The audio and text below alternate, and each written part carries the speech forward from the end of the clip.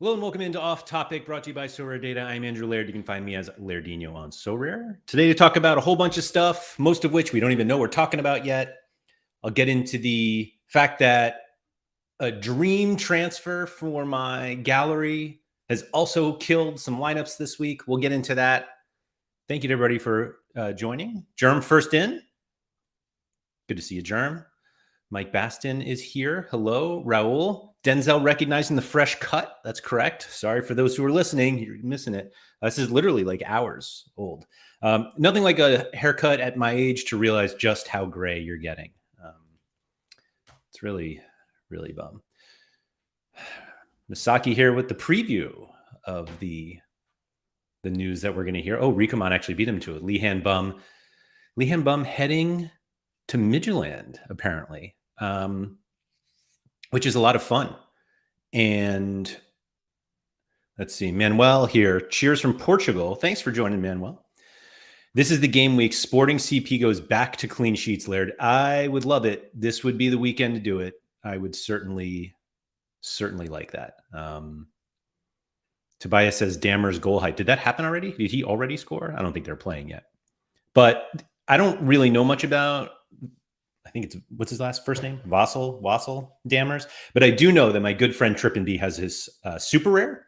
And so what happens to any good that happens to Dammers is good for Trippin B. And I'm into Trippin B things. Oh, he just scored.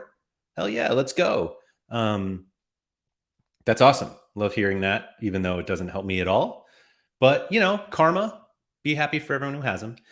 Denzel said, witnessing the Adon super rare Pavel moment has to be an all-timer. Did I? Yeah.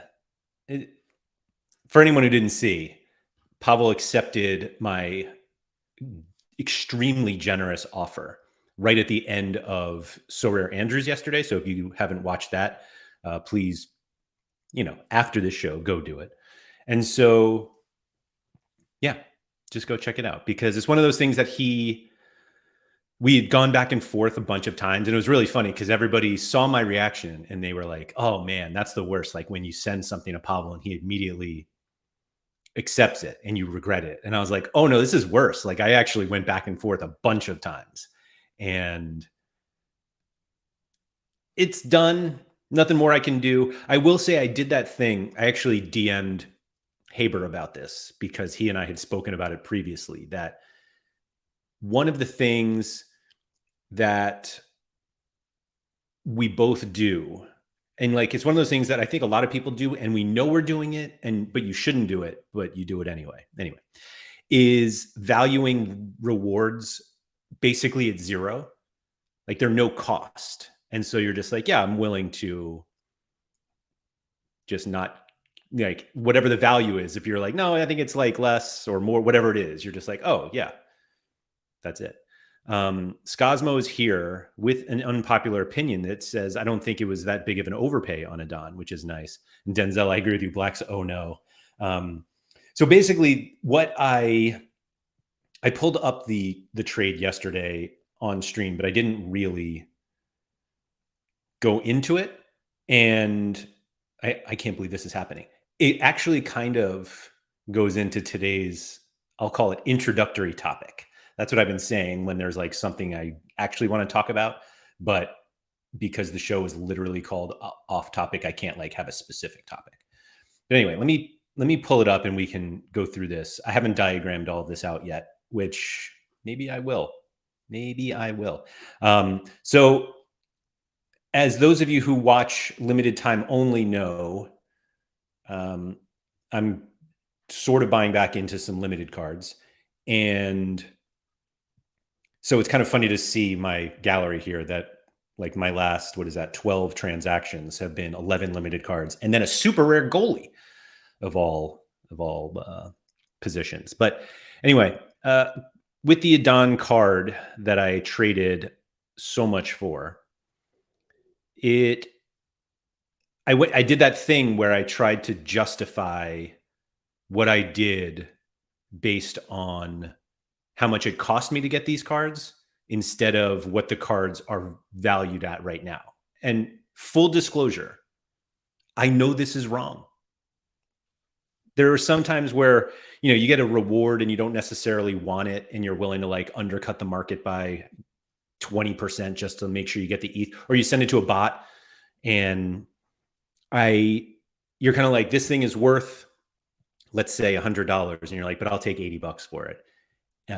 Because like you didn't pay to get that card. We pay obviously for all of the cards that won that card, but it's not actually paying to get the card or paying specifically for that card. So that's basically what I did in this transaction with Pavel, because the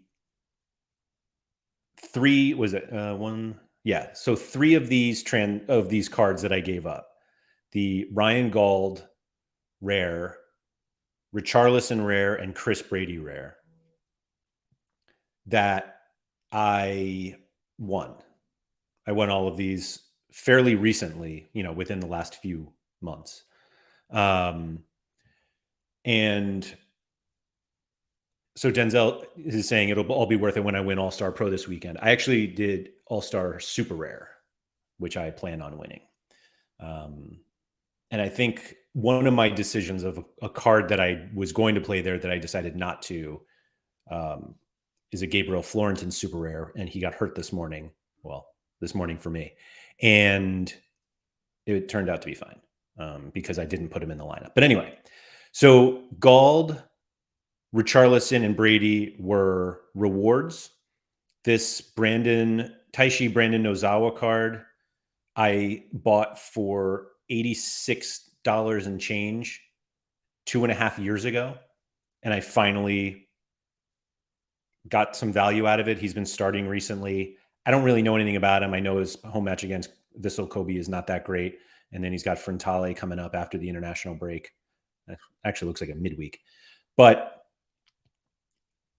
I had never used that card in a lineup I cared about. I didn't really see any situation where I was going to play an FC Tokyo goalkeeper in a lineup I cared about. And so I was okay letting that go. Ironically, I actually should take back what I said, because I have played an FC Tokyo goalkeeper in lineups that I cared about, but that was Go Hitano years ago. And I'll actually get into Go Hitano a little bit later, as weird as that sounds. So I got those two cards, and then this Gustav Isaacson jersey mint. It's a Midtjylland jersey mint. So this actually doesn't affect my collection score that much, thankfully. But this was a card that I knew at the time I didn't really like overpay for it, but I knew I was never going to use, well, not never, but I wasn't going to use the card in the long term because he was likely transferring away from Midtjylland. He obviously ended up at Lazio, where I don't think I would play him at all this year. And so I was willing to give this card away. And the reason I was willing to give again is because of what it cost me to acquire it. And what we have here is a Kevin McAllister rare, Yasuto Wakizaka rare, and a Lorenz Assignon rare. The latter two were rewards. So I went back and it's like, okay, what did I get the McAllister for? Which was 0.14 ETH, $255. And so the 255 plus another, let's call it 45. So $300 plus two rewards plus the $80, less than $300 for an Adon Super Rare.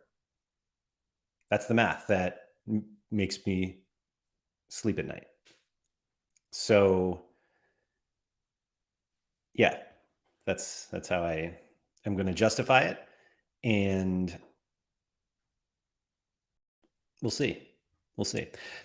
I justified Gauld that he had, I said this on Sorare Andrews yesterday, he has like 8 straight away games for the rest of the season. I think he has 8 of 10 are away. And my good friend Gator Guy 231, who was formerly Gauld Guy 231, convinced me never to play MLS players when they're away. And so I was like, well, if I'm not going to use Gauld for 8 of 10 game weeks and then the season's over, then I'm not using it at all. Isaacson, I wasn't using. Like I just said, Nozawa with FC Tokyo, I probably wasn't using. Richarlison, I was never putting in a lineup.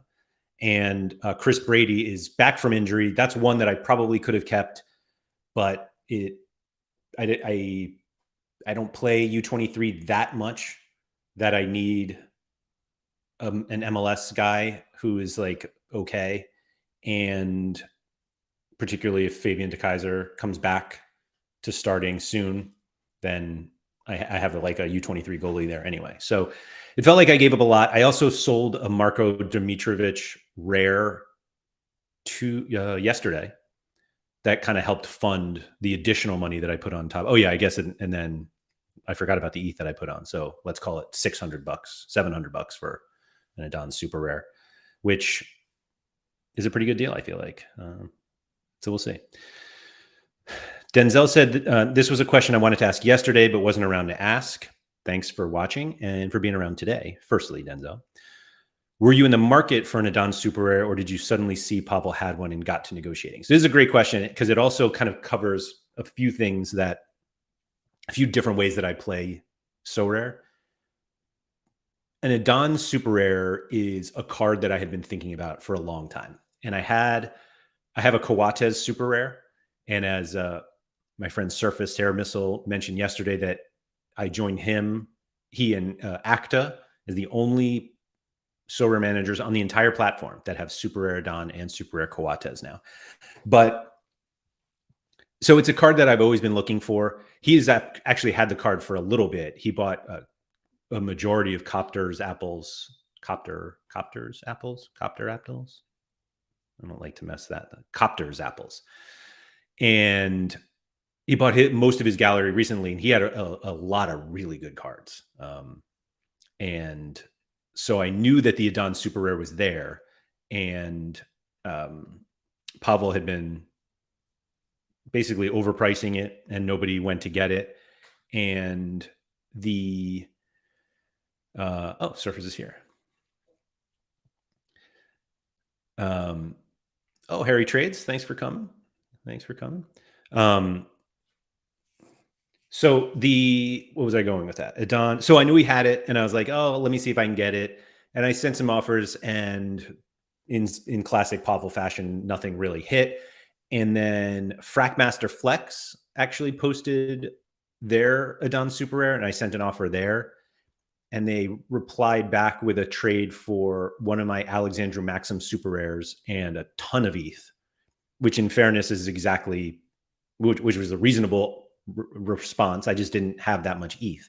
And so as you do, you have to go to Pavel and pay a little more when you don't have the ETH. And so that's what I did.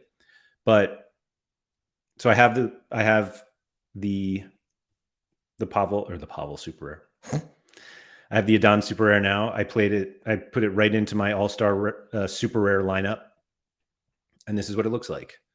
Adon, Coates, Mazraoui, Madsen, and Quinones. I will say that I redid this lineup like 4 or 5 times because, and you can see exactly how it's presented here. I kept having to move. Like Coates is my defender, and Mazraoui's in the flex, and just the way that Sorare and apparently Sorare data show it splits them up, and it drives me nuts.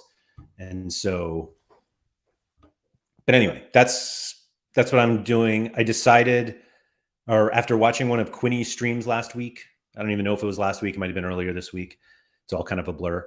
He was talking about basically skipping Rare Pro and playing Rare and Super Rare. And this is a conversation that Sean and I have had a lot on the strategy show, that Rare Pro is kind of the best place to play because it has the best rewards generally.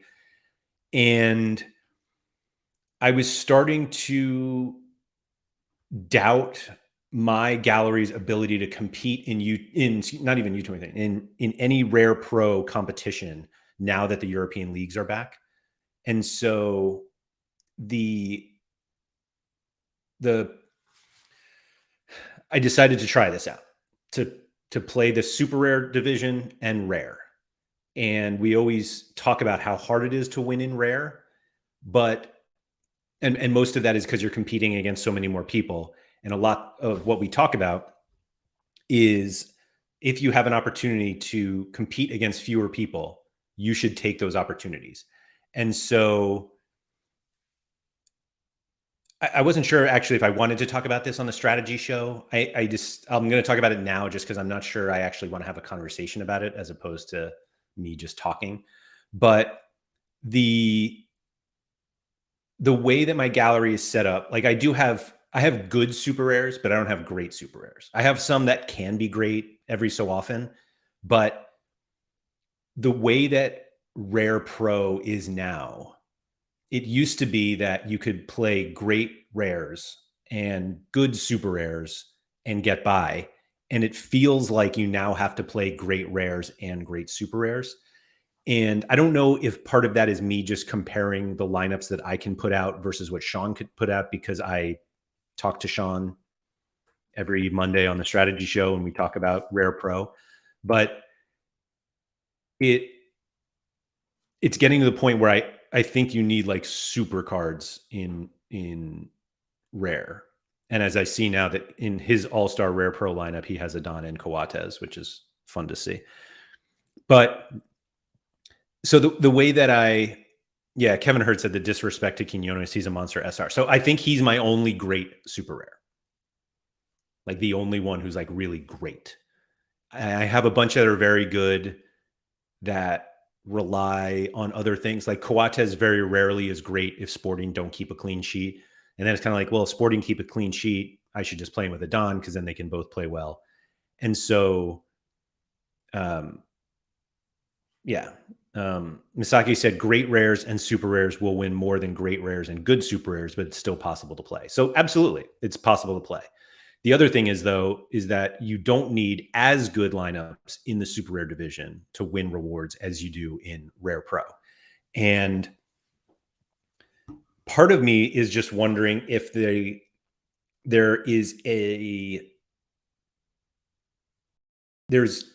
not an over, it's not really a correction, but if there are more of the elite rares in Rare Pro, then why wouldn't I just play my elite rares in Rare? And the answer is basically because you're competing against so many other people and you have to like absolutely hit the nuts to like win. But Rare Pro is the same way. Like you're not winning a reward on weekend game weeks when all leagues are in Rare Pro with like a 40 or a 50.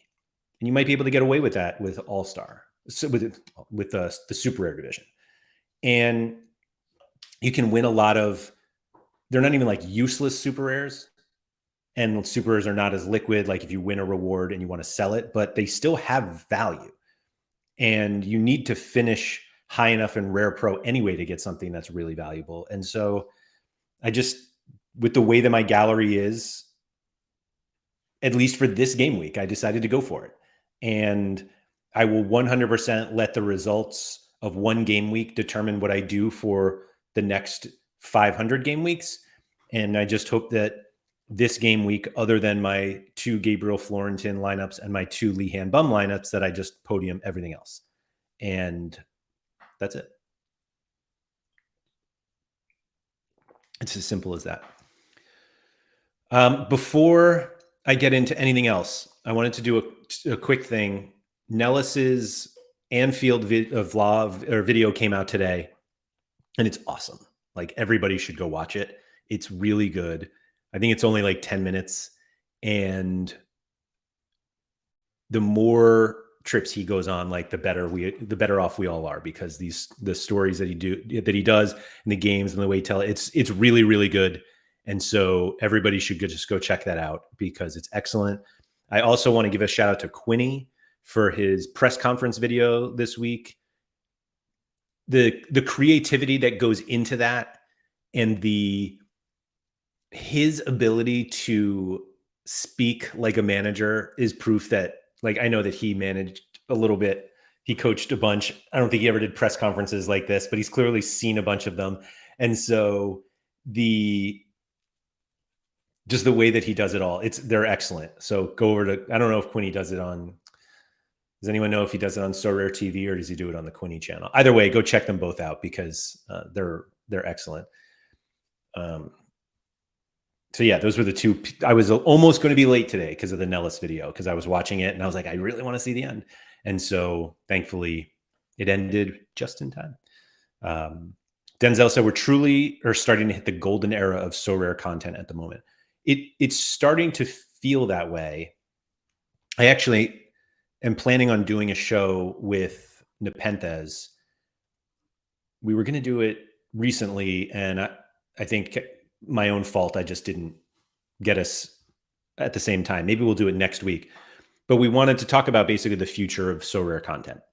And there are probably, I mean, not probably, there are definitely other people that I can talk to about it. And I might just do a few different shows on it, because that sort of stuff is really interesting to me. And I feel like there are a few other people who are interested in that. There are like more Sorare things coming out. SR Monkey's Sorare Ramble is really good. And I think just more of that stuff is great to have. And so Kevin, also, I'm glad you brought this up, Kevin. He said, interesting update today with Sorare doing their own streams. So yeah, in the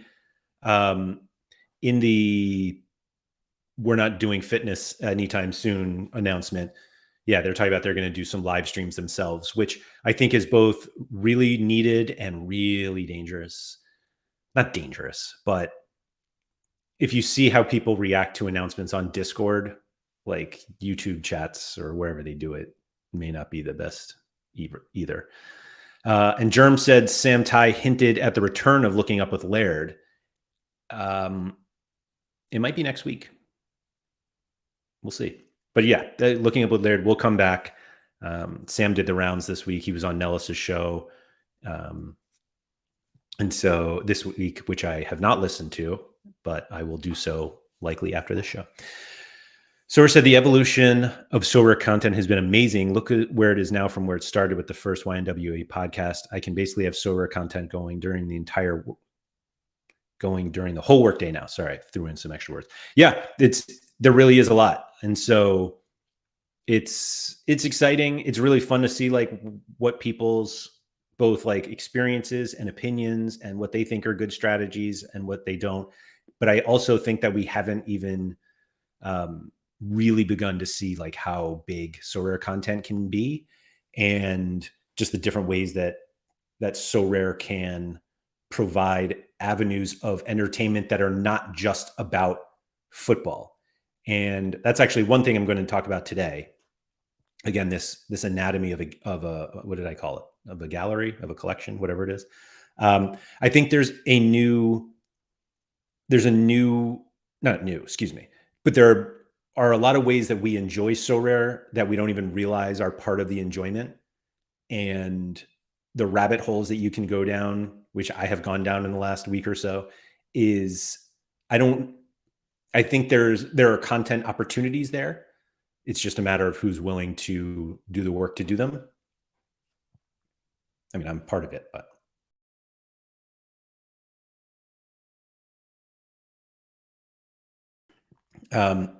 Lairdinho said, this is where Maxime's new role is, off to start his own show. Yeah. He did do this show actually 2 weeks ago, which was excellent. And so he answered some good questions about kind of his history and his role and where he thinks Sorare data is going. So if you guys haven't seen that or listened to it, I would highly recommend doing that. Joshua said, would you jump to Sorare streams if they offered you enough moolah? Probably not. I mean, if it was like a Saudi number, then maybe, but it would take a lot, because I mean, working for Sorare, you pretty much can't play the game. And I did an entire show last week called, what was it called? Why Sorare is fun, or something like that. Where actually, thanks to Chani, yeah, Why Sorare is fun.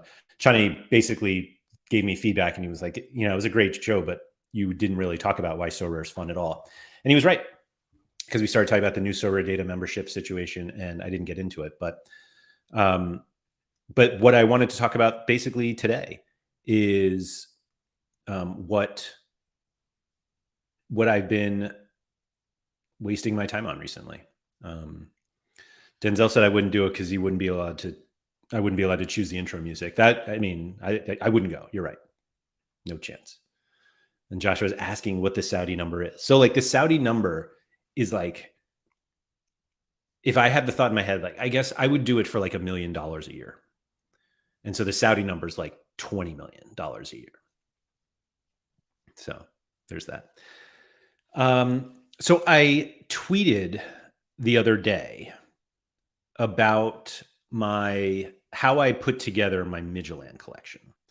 And one of the things that one of the reasons I did this, why this exercise, because I was curious.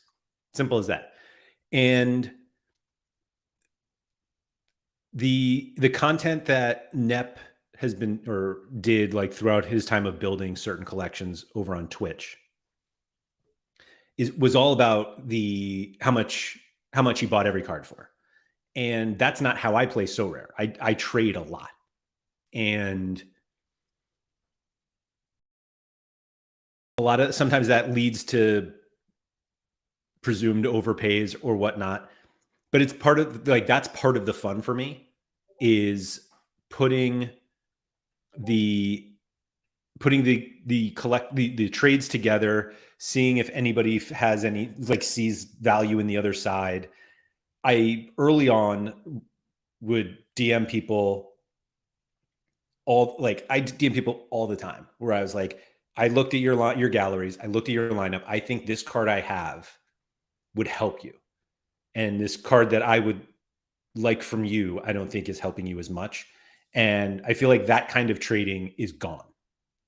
That nobody cares anymore about trying to get equal trades, not even just value, because I think people do focus a lot on that, but nobody takes the time to think, do I have a card that actually helps this other person? And the easiest way I recognize that is how many times I get offers and what I'm getting in return are cards I already have. Like, obviously not the exact same cards, but it's like, oh, you have a rare whatever, Carlos Hill. Hey, do you want to do this other trade with it for another Carlos Hill? And Hill's actually probably a bad example because having two of them is probably fine.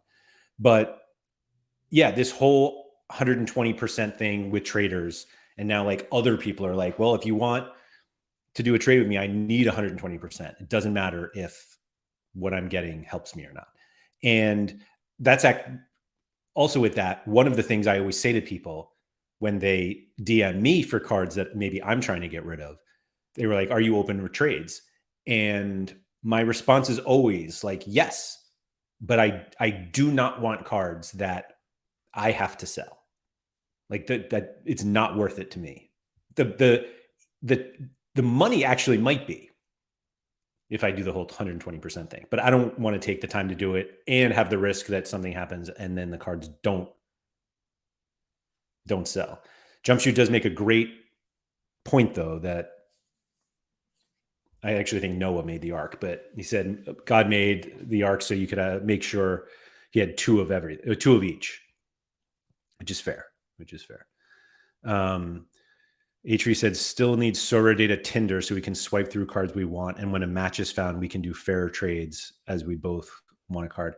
We're not that far away from that, to be honest. Tobias said, I would much rather get one player that I'll use for around equal value than four players I won't use for 130%. That's how I feel about it. I really don't like, I'm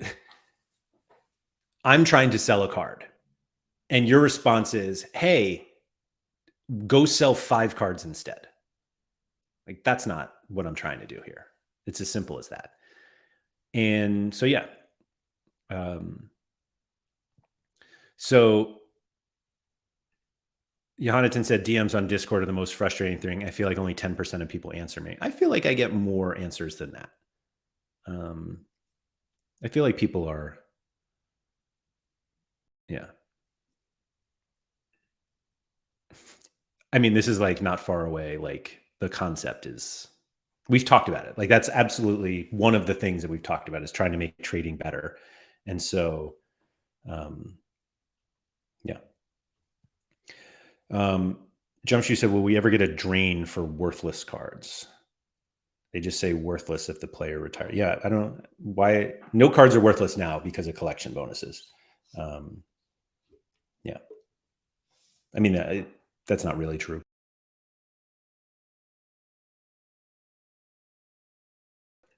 But anyway, I want to talk about this Midland thing for a second because it made me realize both how important Pavel Trader is to my gallery and how much I just enjoy trading and how I value rewards. And so maybe I did it all wrong, but this is the diagram that I tried to put together. And again, I don't I'm not a designer. I just did this in a way that made sense to me. It also could be so much bigger. And I actually do have an idea to effectively like diagram my entire history of Sorare. But I think it might take 10 years, and I just don't really feel like spending 10 years on doing this. But so this is kind of how I wanted to, like, this is how I did it. And I didn't. Denzel says, time to enter the Sorare matrix, guys. So I'm sorry to everybody who's listening to this. I would highly recommend watching. So if you're on Spotify, pull this up at some point or go over to YouTube. Messi is not in here. This is just how I built my Midland collection. I did do another thing that I wanted to do this week, and I'm going to talk about that one as well. But I pretty much, so Nep's focus when he builds his galleries is just like, how much did I spend? What did I win? And how much did I make from it? Did he get his 100% ROI at some point? So Joshua was asking if it would look better in landscape. So I actually started doing it in landscape, and it was, I don't know, just the way it was easier for me to do it this way. Yeah, it was just easier. Or at least I felt like I could see more this way. The landscape, it was just like an endless left to right line, and it just felt like up and down was better. So HUC, for those listening, Laird currently has on screen what looks like the Sorare equivalent of hacking into the Pentagon for nuclear launch codes. This one's not even that bad. Yeah, this one could get worse, or not worse, but more detailed. But anyway, I didn't end up putting this in. Misaki saying reminds me of the Charlie meme from It's Always Sunny. It's exactly what it is. And when I posted it, like the number of people who like sent me that meme was plentiful. But I didn't put this in. Actually, it might have been acquisition like date order. I don't think it was actually. But anyway, but I wanted to see essentially how I got all these cards, because of the entire collection, there are only, let's see, 1, 2, 3 cards that I bought outright, and everything else was from a trade. And that's not to mean that there wasn't any like cash involved in the trade, like ETH, but it was at least partially because of something that I had. So towards the end of last European season, can I not zoom any more than that? Oh, sorry guys. I bought a few limited cards because I was like, oh yeah, I can win All-Star Limited just using pick scores. I did not do that, meaning I did not win. But two of the cards that I had left over, I ended up trading for Jonas Lassel limited card from Basilbot, who's the logo you can see right here. It's actually a logo I love. And this is kind of what started me doing all of this. And I actually won 2 Andre Ferreira rares at the end of the season, one of which I traded to somebody and 0.04 ETH for the Lossel rare. And I will say, somebody mentioned Sam Tai earlier. Sam's the one who got me initially got Jonas Lossel on my just like Sorare radar. And once I got Lossel, I was like, all right, I'm all in on Midland. And so I just like, same thing. How did I get here? So I bought man, the zoom is really a bummer. Sorry, guys. I got a Pablo Cisniega rare card at the beginning of the season because he was going to start for Charlotte. And I paid 0.11. He had a few starts. I don't think I ever won a reward with it. I might have actually gotten that card from Pavel now that I am looking. I also bought a limited and a rare Kim Jong-hoon, who is the U23 goalie for Jongbok Motors.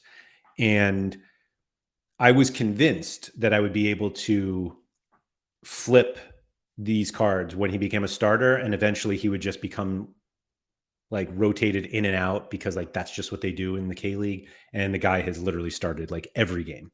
But anyway, so I sent Cisniega and Kim Jong-hoon. This was actually before the European season ended. I sent them to Pavel for a Michael Doolin rare, also another shout out to Sam Tai, and 2 Karavayev rares with the thought that I would be able to sell one of the Karavayevs. And yeah, Karavayev ended up being a terrible transaction.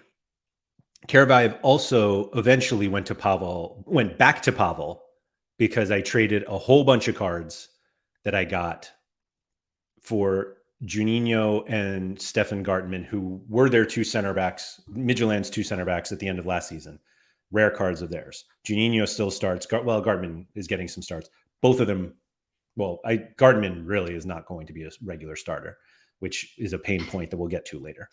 But the way that I got that trade done was trading basically this Karavayev card back to Pavel, in addition to a Big Bill Tuoloma from Charlotte that I won in some competition, a Lachlan Jackson that I won, a Ryan Christie that I won. And then the Lachlan Jackson that I won was in 2 other lineups before I got rid of him. That led me to get Jamiro Montero from San Jose, and Danny Ings. I think that was All-Star Rare Pro somehow. Is that really All-Star Rare Pro? Well, it is All-Star Rare Pro and Cap 220 Rare. And I sold the Montero and I used the Ings card along with that original Jackson in this trade to get these 4 cards. And when I started doing this, I was like, man, the fact that there is not like a so rare rabbit hole content thing, video, podcast, newsletter, whatever, is crazy. Because like you can get absolutely lost in what you're doing. Back to Kim Jong-hoon, who I bought for 0.25 ETH. I traded this card directly, 1-for-1, for an original season Hans Vanaken card. This one, a card that I love.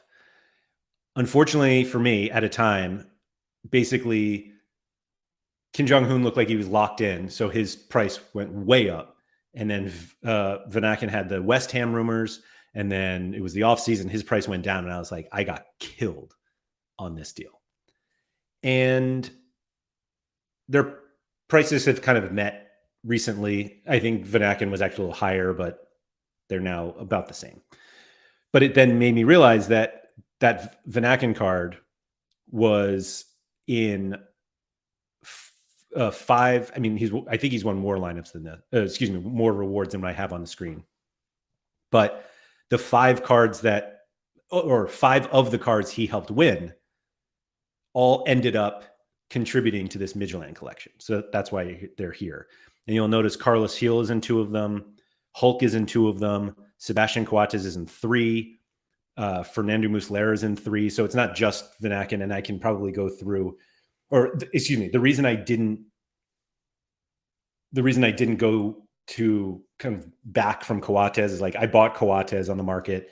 I bought Muslera on the market. I bought Hulk on the market. Tadic the same way. So it's just ETH numbers. And I wanted to see like my actual trading strategies. So anyway, so some of these lineups, like I want a Danny Olmo rare, which I then traded to Pavel for, Danny Olmo and 0.19 ETH for a Lihan Bum rare, Lihan Bum limited, and a Selemani rare. And this was before Selemani was leaving for wherever he went. Qatar or Saudi Arabia. I forget where he went. I also won this Kim Yong-guan. Well, actually, I guess I don't still have that. And then this is the second Andre Ferreira that I won. And so I sent all of those cards, meaning this Selemani, the Ferreira. It might have been only. Is it possible it was only those 2 cards? That would be crazy. Let's check that out. Liano Martinez.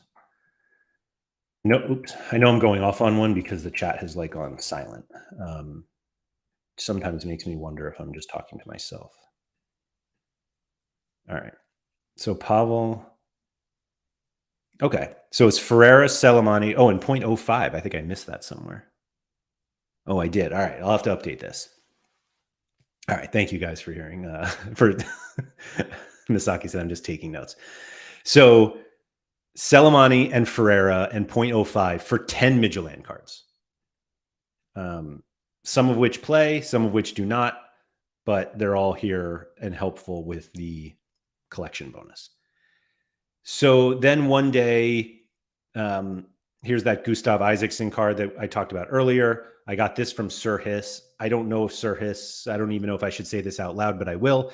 Sir Hiss at the time was not, or actually, I don't think the Isaacson card was listed, but it became clear on my offers that there was no premium for it being a jersey mint.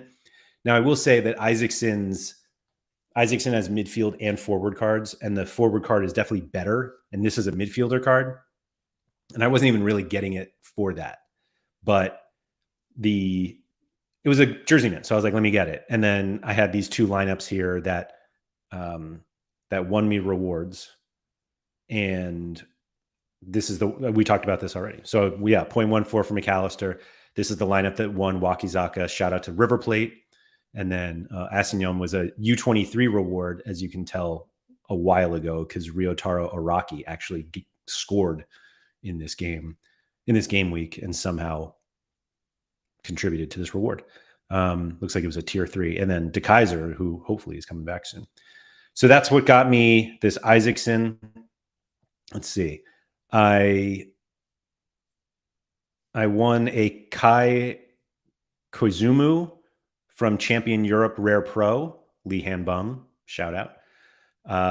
And I traded that directly to Pavel for a Paulinho Rare, which was kind of important to me. I bought Simsir and Lossell and Gartenman super rares just on the market.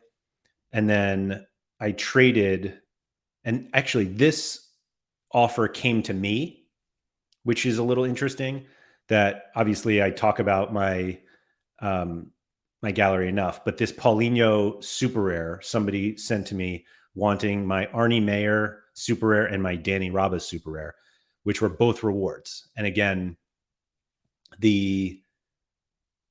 we're back to getting, like, not valuing rare. Like, I basically looked at it as a free Paulinho. Mayer was a card that I sometimes used. Danny Rabas I had never used. And I want, oh man. Sorry, this, oh, here we go. This, I think, was capped to 70, 240. That might be capped 240, and this was capped to 20 super rare. So, actually, yeah, that's what it was. And then I won a Noah Ohio rare card in U23 rare this summer and traded it straight up for Christopher Olsen. Somebody mentioned how that, where's Denzel said that's the best trade you'll ever make, which was the Kim Jong-un for Vanaken, but I actually think it's this one. Noah Ohio for Christopher Olsen. So it's pretty messy. And obviously there are a lot of ways, like, so what's going through my head, like, I can really expand this. And for example, this Ryan Gauld card was a reward. And so, I can go back and be like, how did I get this Gauld card? And Cherky, I was a trade. So I you can expand that back. It gets a little messy when you want to like track ETH. Like, where did the 0.25 ETH for this Kim Jong-un come from? And it's like, that's too complicated for me. Meaning I don't care. I don't want to have to go back to every single little transaction, but I might. I'm just kidding. So this then made me think of another thing I wanted to do. And it was basically to map out what I got from my most successful card. And if you go on the Sorare app, it's quite easy to see what your most successful card is. If you just go on your app and you hit my club here on the bottom, you get to this page. And this card right here, largest in-game yield. And it pulls up, which for me is my Emmanuel Reynoso rare card. And I knew that Reynoso was very important to my gallery because he was in the lineup the first time I ever won a division, and was All-Star. It was Division 4 at the time, just to prove how long it's been since my first one. That lineup was one of the ugliest lineups I've ever seen. And so the and proof that like any lineup can win is how it feels. This is it. Misaki Higashiguchi, Fabrizio Angileri, Jonathan Mensah, Emmanuel Reynoso, and Casper Shabilko. Reynoso, it's 3 of the 5 cards I never use now. Shabilko is gone. Angileri might be gone. But anyway, so this is what started my Reynoso thing. And this is how it looks, basically. And so I just wanted to go through and be like, all right, what did I win with this? And as you can see, as I scroll over slightly, because I don't think I can I like not zoom so tightly? Here we go.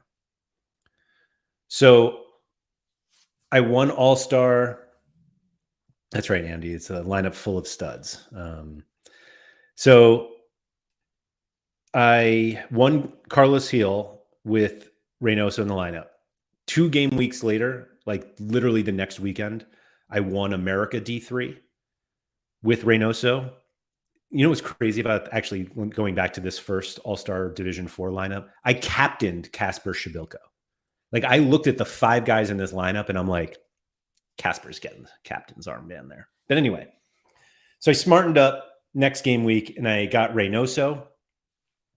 For some reason, I decided to play Reynoso and Gustavo Bou together instead of my brand new Carlos Gil. Did I skip over that? I won Carlos Gil with this lineup. Zora, who was not with Sorare at the time, tweeted that I won Neymar just to get everybody all fired up. And that's what got me really excited about Neymar. And then I won Carlos Gil and was super disappointed. Anyway, Germ said, you deserve so much credit for winning anything with Casper in a lineup. You know what's funny is I actually won a Shabilko before, and I might have won it. Let's go down that rabbit hole quickly, because that's what we do on Off Topic here. So if I go to, for those of you who are unaware of this, you can go to your SO5 stats and look at all of your rewards in any sport now, maybe. All right, let me do it by rare and I'll scroll down. It looks like a lot of rewards. It's just proof that I've been here a long time. So I won a Shabilko for, what is that? Game week 178 in America D3. 178 in America D3. 178. Let's see here. For those listening, I'm just aimlessly scrolling. Oh, it was not Shabilko. I take it back. I'm sorry. I do remember that I bought the Shabilko and then won him. And that was the first time I was like, oh, that's not as fun. Looks like I won a reward in All-Star D3. D4, excuse me. So, yeah, Lucas Zarayan, RIP. Even with a Steph Cleveland error or own goal, I finished 8th. Must have been a midweek. No, that's not a midweek. But anyway, Shabilko, All-Star D4. What game week did I say this was? 178. What did we win that time?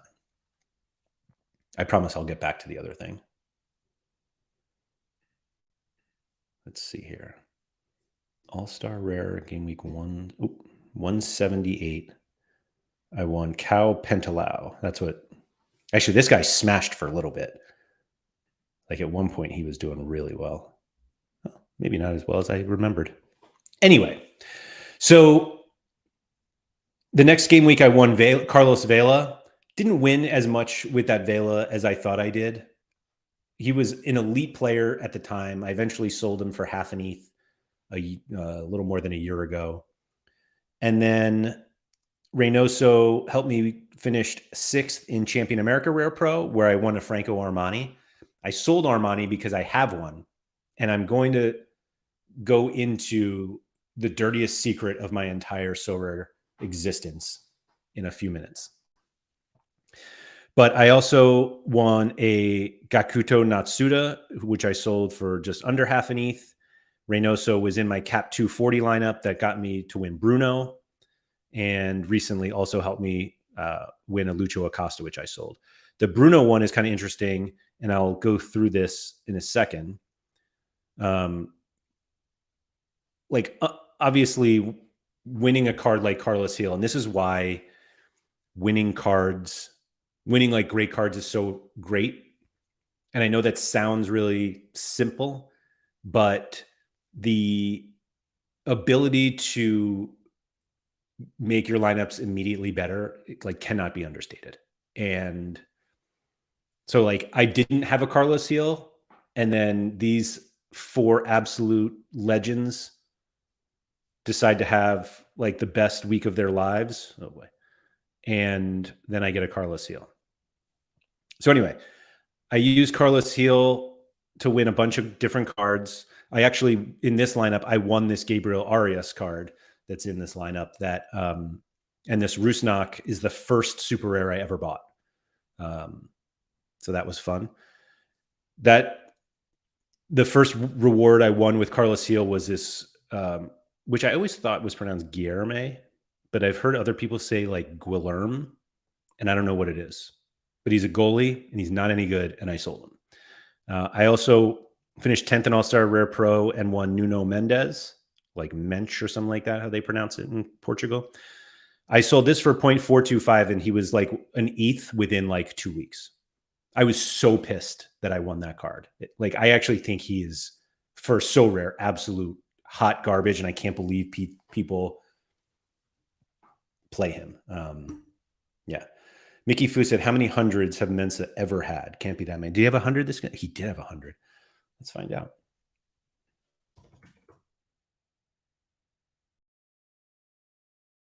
How many 100-point scores has Jonathan Mensa had? 2. 1 in game week 0 at Cameroon. I'm not even sure that ever counted. I'm guessing it didn't. I don't even know why it shows up here. So yeah, that was his only one. In fact, even better, he's never even scored above 90 other than that game. Yeah, that's fun. I actually had no idea that was the case until just now. Thank you, Mickey Fu, for letting me realize that. So I also finished 115th in All-Star Rare Pro with Adan Coates, Carlos Gil, Dusan Tadic captain, and Julian Quinones. Feel like that lineup should score more than 391 points. But oh, look at that. Adan conceded. But it won Alexander Grant, which was a jersey mint. And I was like, that's pretty cool. This was before collection bonus came out. And I was like, jersey mint's really cool. And I've turned down many deals for that Grant card. But as you'll notice, he's got a little arrow coming out of him. He was also in this Cap 240 lineup that helped me win Bruno and Blom. And as I mentioned earlier, Gald was also a reward. So I could probably find out, or I know exactly how I won Gald, and I'll get there also. So anyway, there are those 2. Grant, I won Cucho because of Carlos Gil and an Orlando City stack. and Mateus before he went away. And then I paired him with my Carlos Hill with my River Plate boys, and Quinones for my Ruben Diaz. And so indirectly, Reynoso has contributed to like some incredible cards, as well as some incredible, or directly some great cards, as well as some indirectly, like through Carlos Hill. And that's one of the other things that is always really difficult when people try to think of how much return they get on certain cards, because it's like, should Reynoso get any credit for winning Ruben Diaz? Even though it's like, it was this lineup to this lineup, or this lineup to this one that won Gil, that won these, and eventually to Ruben Diaz. So I'm going to go through something now that I will preface by saying I feel really bad about this, but also,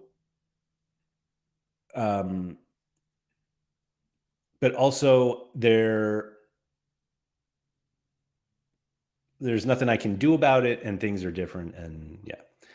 So when I joined Sorare, there were no limited cards. And when you referred people to Sorare and they won 5 auctions, you won a rare card, because it's that's all they had. And generally there was this kind of belief at one time that, sorry, I'm looking for something. Wow, they really made this hard to do. So there was a belief that the amount of money that the person that you referred spent on Sorare determined how good of a card you got as a referral reward. And again, they have the same thing now, that if you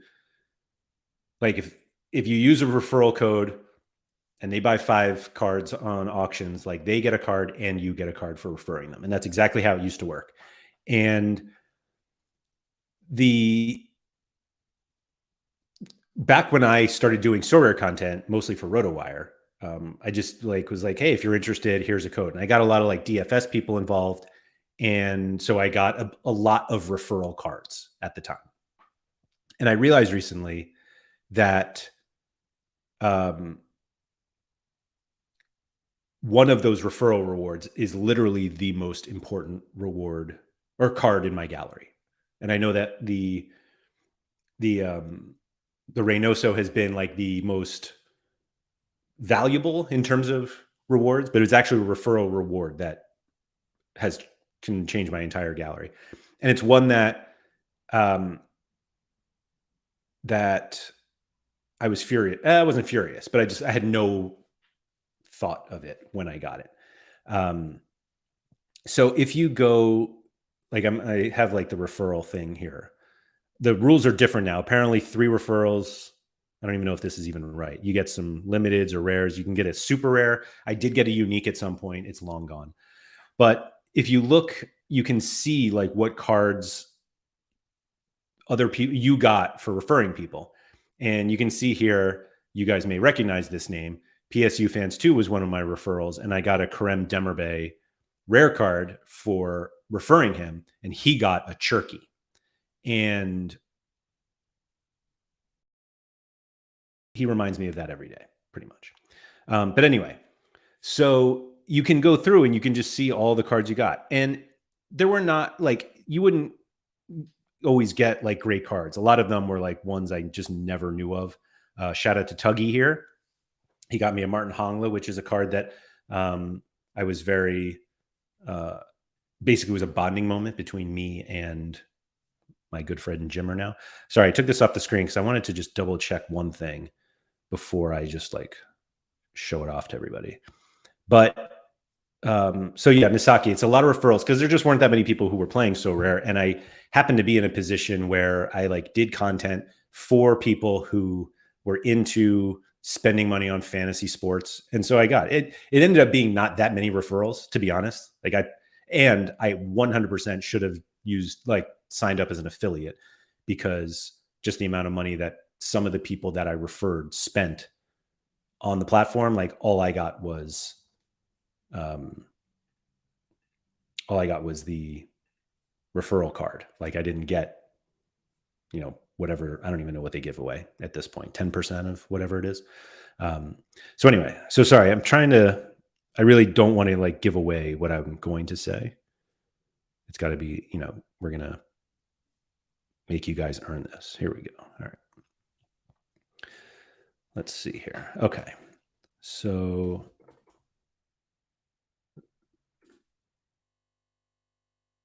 okay. Okay. My recollection was right. I wanted to check this because I didn't think it was right, but it is.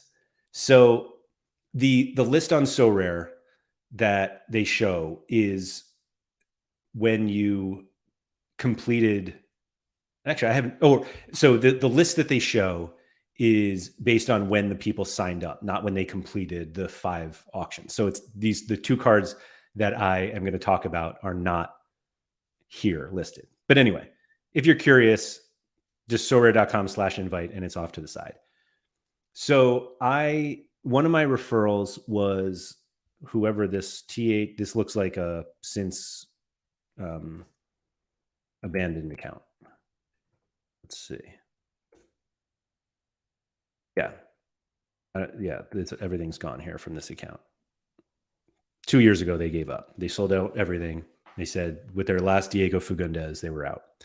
So that day that I got, this was the card, this Go Hitano card, which I'm definitely remembering this completely correctly. When I opened this Go Hitano card, it was one of 2 referral rewards that I got that day. I was at the gym on a treadmill, and I got an email that I got a referral reward. And it's like you go into Sorare, and it's a little box it's a prize. And I click through, and I open up a card that I will talk about in a second, that I was just like, oh, all right. It was a goalie. So I was like, goalies were always expensive. They were hard to get. But I was like, all right, I didn't really need that goalie. And then I opened Go Hitano, and I was pumped, super excited, because I had been playing U23 with a common card back when you could do that, U23 rare, and won absolutely nothing. And then I got this Go Hitano card, totally changed my gallery. I could play U23 with a rare goalie. I cannot underestimate how important that was. And so I don't even know if I got anything, if I even won that much with it. No, there's that Pentalao. Ludovic Blah. They're not huge rewards, but it allowed me to compete. I even played an All-Star G4, which is kind of wild. So game week was at 168 was my first, the first time that I won something real with that card. But I was so pumped. I cannot underestimate how excited I was to win that card. And yeah, Hitano, Alfonso Davies, which is a card that I won. That I bought very early on. Tyrell Malacia, Lakanga, who I was super excited about, and Rio Hatai. So Andy, yeah, I was competing. I wasn't competing. Definitely not that. However, this Go Hitano card was not. What's a loaded question? Was not the most important card that I won that day, even though it was the one I was most excited about. And if you go into my gallery, you will notice that the exact same time, 7 p.m. is wrong. I was definitely not at the gym at 7. But as a referral reward, I won a Franco Armani rare. And this Franco Armani rare actually changed my gallery more than anything else. And he was an expensive card at the time, but I remember opening the card and seeing River Plate and Franco Armani. And I was like, who the hell is this guy? Like, I didn't know anything about Armani, nothing about River Plate. And I noticed he was like somewhat valuable at the time. What is the date of this? What did I say? March 3rd, 2021.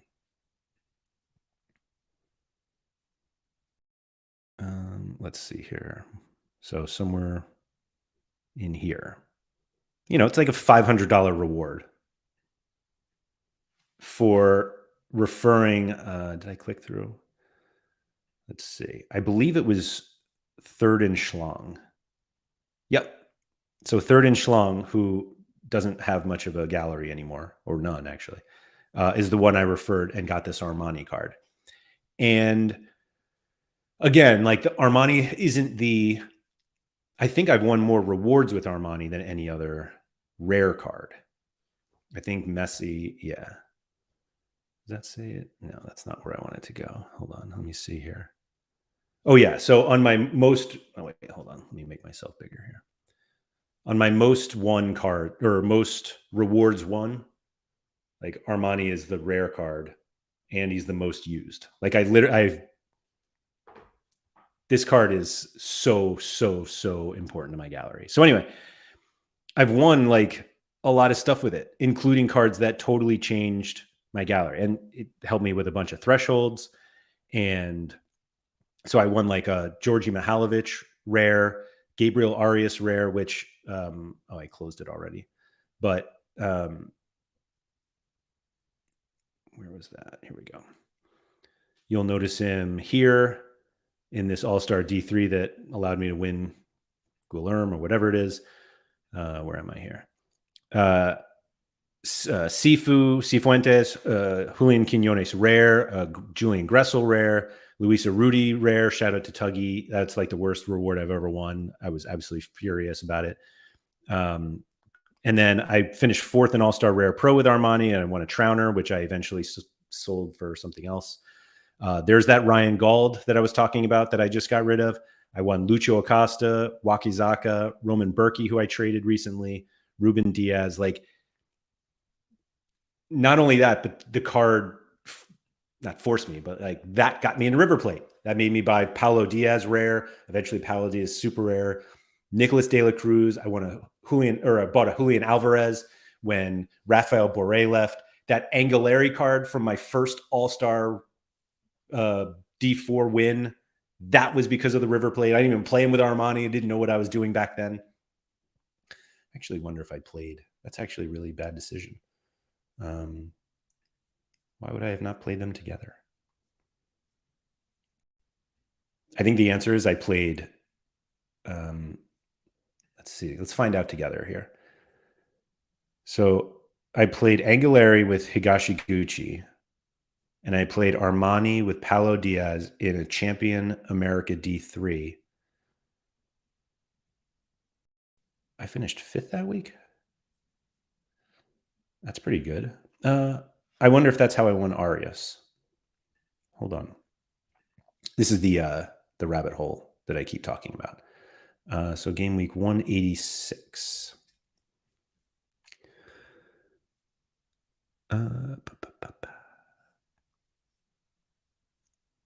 Oh yeah, Arias. So there you go, same game week. So Armani helped me win Arias the same week I won Gil. That, I talk about like running hot. Like, I won Jefferson Savarino, who was huge at the time. Luis Diaz, that was Savarino was a week. Luis Diaz was a weekend. Let me start that over. One Savarino, tier 1 in All-Star D3 on a weekend. That midweek, I won Luis Diaz and Lucho Acosta and Georgi Mihalovic. And then that weekend, I won Carlos Gil and Gabriel Arias. The next midweek, I won Cifuentes. And then the weekend, I won this Guilherme. Like, and then Vela the next weekend. Like, that's like running as hot as the sun right there. Somebody was asking, where is that? Who was your unique referral? So a quick story about that. When I was on 29 unique referrals, 29 referrals, and I knew I needed one more to get the unique, I talked to PSU about it because he said that he knew somebody that just got their referral and they talked to Sorare and basically like asked Sorare for a specific one. And he was like, you should figure out who you want. Now, granted, at the time I had zero super, or I had like, actually at the referral, I had 0 super rare. So having a unique was worthless to me. I certainly didn't have 4 to play in the super rare division. But I was like, oh yeah, sure. And I remember talking to Sorare and they were just like, yeah, we're getting it ready. Don't worry. And had like, there was never an opportunity for me to be like, hey, can I get one guy? But I won Eldor Shimodorov, who apparently has cards again. And I sold it. But I had this card and I remember getting it and being like, all right, it's a guy. I don't know who he is. And within like 2 weeks after selling him, he transferred to Roma. And I was like, oh, like, of course, like his value just like skyrockets as soon as I get rid of him. But this was never a card I was ever going to do anything with. And so, yeah, there was that. Yeah. Sorry, going back through the chats. Denzel nonchalantly says 3 just a $500 reward for inviting friends. Yeah. Well, and they also had to spend a bunch of money. Ryan Walter said, was it 500 back then? Were people putting $1,000 in for their first lineups? So it was pretty expensive back then. Not going to lie. There was a lot. Denzel said, going to need a referral off on the next Sorare Andrews and see who got the better referrals. Yeah, that would actually be pretty funny. But yeah, so I probably, actually, to be honest, that unique sale has basically allowed me to do everything I've been able to do on Sorare since then. Yeah, it's as simple as that. That was like that, along with how much the Armani card meant to like what I was able to do after that was just so important. Scott Burton said, how did you trust putting so much money into the start? So I didn't. Like I joined before Sorare was expensive, sold a unique when it was expensive, and have gone from there. I mean, that's not to say I didn't put no money in. I actually did end up putting in significantly more than I thought I ever would, but I benefited. Actually, there was another during the boom. Like despite the running jokes about João Felix, and that I still own this card, and that it's not 100 ETH, and that I could have sold it for like 8 ETH. There were a lot of cards that I bought for not close to nothing, but like tens of dollars or hundreds of dollars that I literally sold for thousands. And that time was just so stupid. And yeah, Denzel, I could not have been a millionaire if I sold Felix at the right time. So at least that much I know. I know I would not be a millionaire. But yeah, Scott, it was less about putting trust or trusting it, and just that I was like, oh, this is cool. It was a fun, cool game. And I played DFS for years, not in any like significant volume, but I played enough where I could and I was good enough where I could just keep playing. And so, yeah, it didn't feel like I was like trusting anyone. I was just like, oh, I'm going to spend my money on this. And like, that was it. So yeah. Yeah. And Andy has 0 referral rewards. The guy who predated me by like a year got no people to join the platform. That's why we're not all millionaires, because Andy has 0 referrals. Just selfish. My God. That was a lot today. I've been talking for a long time. Hour and 15 minutes. Wow. Really? I feel like we just got here. Perfect way to end here. Pedigo, right. Are we all ready for the Alex Maxim Masterclass? I'm ready for it. Even though one of my lineups, I actually need him to be a masterclass because one of my lineups has an injured Gabriel Florentin in it, and I need him to not. I need that to not kill what I have. I also just looked at my transactions here. This Sorare data can be dangerous, and I see my 2 baseball rewards that I haven't opened yet. They're right here. They're not actually. This, by the way, this is so dumb. What are we doing? Why are we doing this? Why would you do that? 110. Like, how many coins could this possibly be?